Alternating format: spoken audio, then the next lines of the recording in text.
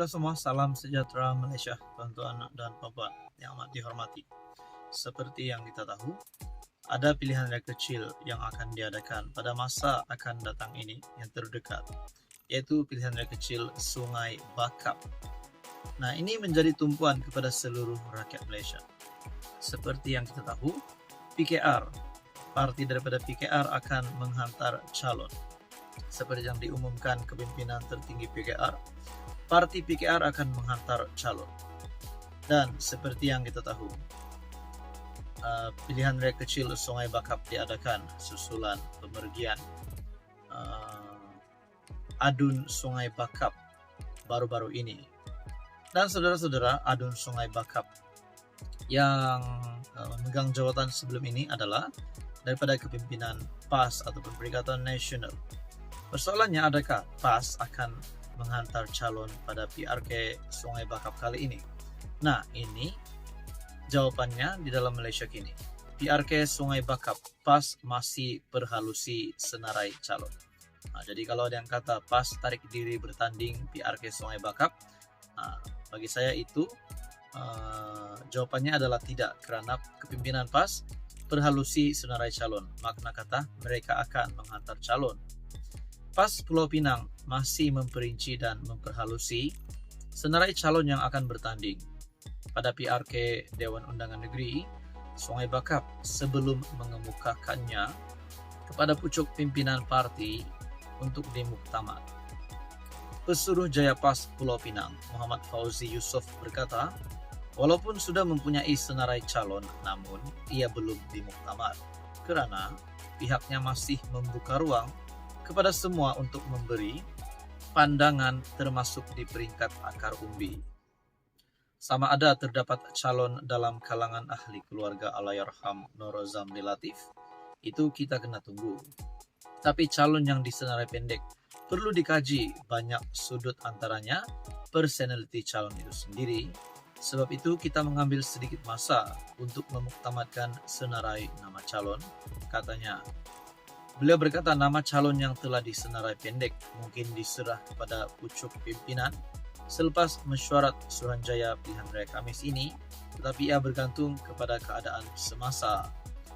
Muhammad Fauzi turut mengucapkan terima kasih kepada Parti Bersatu kerana memberi laluan kepada PAS untuk mempertahankan kerusi itu.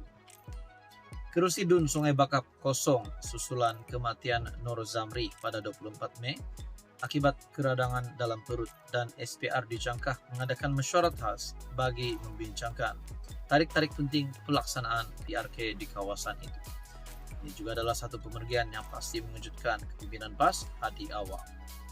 Dan akhirnya saudara-saudara, kita hanya menantikan keputusan daripada SPR berkaitan dengan tarik-tarik penting bagi pelaksanaan PRK Dun Sungai Bakap. Sekian saja untuk kali ini. Teruskan bersama di dalam channel ini untuk info yang seterusnya.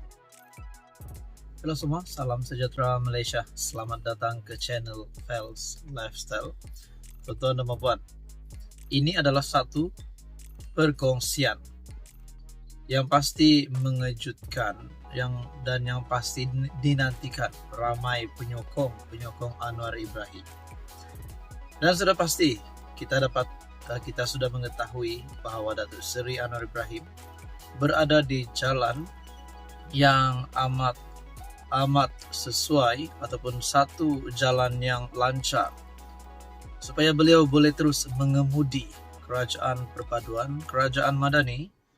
Bahkan beliau juga mempunyai harapan untuk terus menjadi Perdana Menteri selepas PRU 16.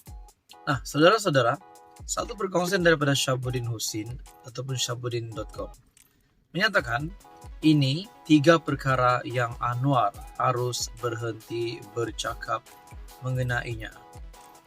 Kalau kita perhati dan teliti, sejak Anwar Ibrahim menjadi Perdana Menteri, ada 3 topik yang menjadi kesukaannya. Bukan saja sebagai bahan percakapan, tetapi juga sebagai subjek yang diulang-ulang. Topik itu ialah sakau, beban hutang negara yang tinggi, dan apabila bercakap tentang subsidi bersasar pula, menjadikan golongan mahakaya sebagai sasarannya. Dulu masa mula-mula beliau bercakap mengenai 3 topik itu terasa seronok mendengarnya. Tetapi lama-kelamaan, bila topik yang sama dijadikan ulangan macam siaran Astro, entah kenapa rasa bosan mulai menjelma menurut Syabuddin. Dalam konteks Sakau dengan kedudukan Anwar sebagai PM, beliau sebenarnya tidak perlu lagi bercakap mengenai topik itu. Sebagai PM dengan kuasa yang dimiliki, kini adalah masa untuk beliau menangkap sesiapa saja yang ada kesalahan menyakau dalam negara. Tak perlu lagi bercakap atau bising tentang sakau menyakau. Sepatutnya ketika ini sudah ada harta kekayaan dalam simpanan penyakau-penyakau itu yang telah berjaya dikembalikan kepada tabung khazanah negara. Logiknya, kalau Anwar bercakap tentang orang itu atau orang ini menyakau, sudah tentu bukti ada dalam genggamannya. Setidak-tidaknya sebelum PRU 16, lebih baik Anwar betul-betul menumpukan untuk menangkap siapa penyakau itu dan membawa balik kekayaan yang mereka miliki, sama ada di dalam atau luar negara. Setelah menjadi PM, biarlah kuasa lebih banyak bekerja daripada mulut berbicara.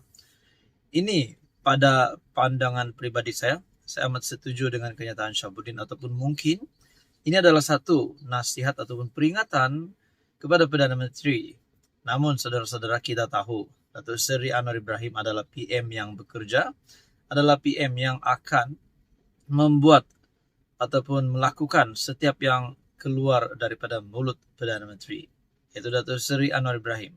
Berkaitan dengan sakau menyakau, sudah pasti Anwar Ibrahim akan menundukkan musuh-musuh ataupun jerung-jerung penyakau di dalam Malaysia ini, di dalam kepimpinan politik. Tidak kira pada hari ini ataupun kepimpinan sebelum ini. Bahkan setelah saya mendengar kenyataan daripada Syabuddin ini, saya teringat pula kenyataan daripada Tun Dr. Mahathir yang secara sinis meminta bantuan Anwar untuk membawa kembali duit yang didakwa dicuri oleh Dr. Mahathir yang berada di luar negara, kononnya di Switzerland. Adakah ini mempunyai kaitan dengan kenyataan daripada Syabuddin ini? Itu menjadi persoalan.